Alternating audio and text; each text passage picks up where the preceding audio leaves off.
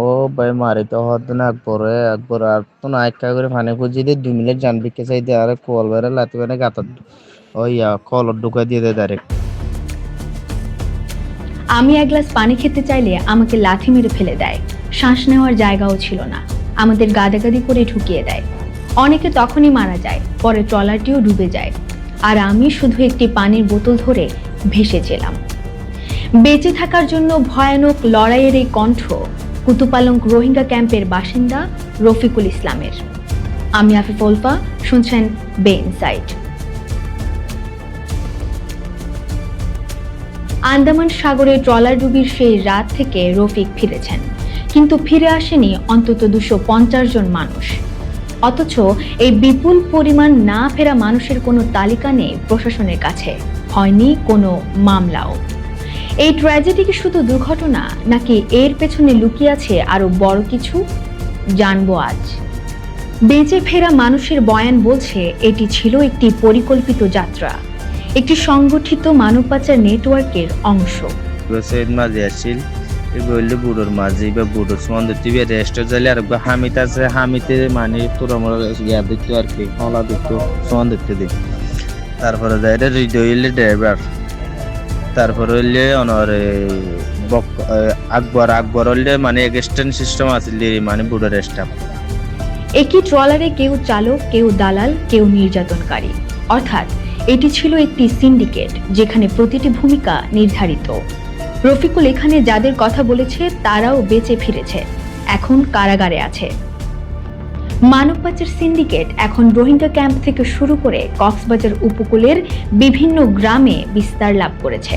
বে ইনসাইট বেঁচে ফেরা ভুক্তভোগী ও ফিরে না আসা নিখোঁজদের পরিবারের সাথে কথা বলে বেশ কয়েকজন পাচারকারীর তথ্য পেয়েছে। দেখা গেছে কক্সবাজারের বিভিন্ন এলাকা থেকে দালালদের মাধ্যমে যাত্রী সংগ্রহ করে ওই ট্রলারে তোলা হয়েছিল। অর্থাৎ এই চক্রটির জেলাব্যাপী জাল বিস্তৃত। রফিকুল বলেছে, মাহনুর নামে এক দালাল বলেছিল টেকনাফ বন্দরে কাজ দিবে, পরে ট্রলারে তুলে দিয়ে পরিবার থেকে 3 লাখ টাকা নিয়ে এখন গা ঢাকা দিয়েছে। একইভাবে রামুর কচ্ছপিয়া থেকে নিখোঁজ রয়েছে 4 যুবক। সেখানকার একজন মিসবাউল হকের বাবা মোজাম্মেল হক জানান, আব্দুল হামিদ নামের এক দালালের কথা, যিনি আবার টাকা লেনদেনের জন্য দেখিয়ে দিয়েছিলেন একই এলাকার ফারুকের স্ত্রী মোমেনা আক্তারকে, যার ভাই মোহাম্মদ আলম একজন দালাল হিসেবে পরিচিত। বে ইনসাইট কক্সবাজার শহরে খুঁজে পেয়েছে সেই চক্রের একজন পরীক্ষিত সদস্যকে, যিনি ডুবে যাওয়া ট্রলারের মাঝি ছিলেন। শহরের 1 নম্বর ওয়ার্ডের বাসিন্দা হামিদ। বেঁচে ফেরা এই হামিদ এবারে 6ঠবারের মতো মালয়েশিয়ার উদ্দেশ্যে গিয়েছিলেন সমুদ্র পথে মানুষ পার করতে। সাথে নিয়ে গিয়েছিল নিজের ভাই ইব্রাহিমকেও, যে আর ফিরে আসেনি একই এলাকার আরো 4 জন সহ।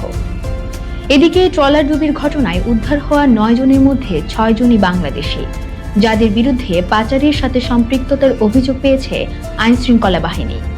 অন্য 3 রোহিঙ্গা এখানে ভুক্তভোগী হিসেবে চিহ্নিত হয়েছে। প্রলোভন, ভালো কাজের, ভালো জীবনের, বা কখনো শুধু বাঁচার। কিন্তু প্রশ্ন রয়ে যায়, মানুষ কেন এই ঝুঁকি নেয়? কেন জানার পরেও মৃত্যুর এই যাত্রায় পা বাড়ায়? শরণার্থী ত্রাণ ও প্রত্যাবাসন কমিশনার মিজানুর রহমানের ভাষায় এটি এক ধরনের স্বেচ্ছা পাচার। রাষ্ট্রহীনতা, ক্যাম্প জীবনের সীমাবদ্ধতা, কাজের অভাব আর অনিশ্চিত ভবিষ্যৎ, এই বাস্তবতা অনেক রোহিঙ্গাকে ঠেলে দেয় সমুদ্র পথের এই ঝুঁকিপূর্ণ যাত্রায়। তাদের কাছে সাগরের ওপার মানে সম্ভাবনা, কিন্তু সেই পথই যে মৃত্যুকূপ।